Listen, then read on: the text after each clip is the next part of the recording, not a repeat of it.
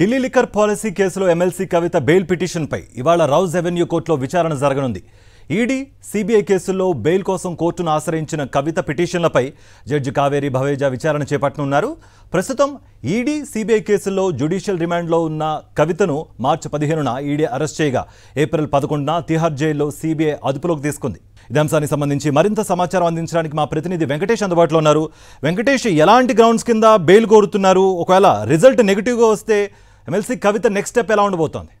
Liquor కేసులో arrest అయిన కవిత తనకు బెయిల్ ఇవ్వాలని పిటిషన్ దాఖలు చేశారు. ఆ పిటిషన్ పైన ఈ రోజు ఢిల్లీ స్పెషల్ కోర్టు విచారణ చేయబోతుంది. మధ్యాహ్నం 2 గంటలకు వాదనలు ప్రారంభం కాబోతున్నాయి. ప్రధానంగా ఈ కేసులో కవిత చెప్తున్నటువంటి ప్రధానమైన విషయం, ఈ కేసు పూర్తిగా రాజకీయ కక్ష సాధింపుతో పెట్టిన కేసు తప్ప తన పాత్రకు సంబంధించి ఎలాంటి ఆధారాలు ఈడీ దగ్గర కానీ సిబిఐ వద్ద లేవు. కేవలం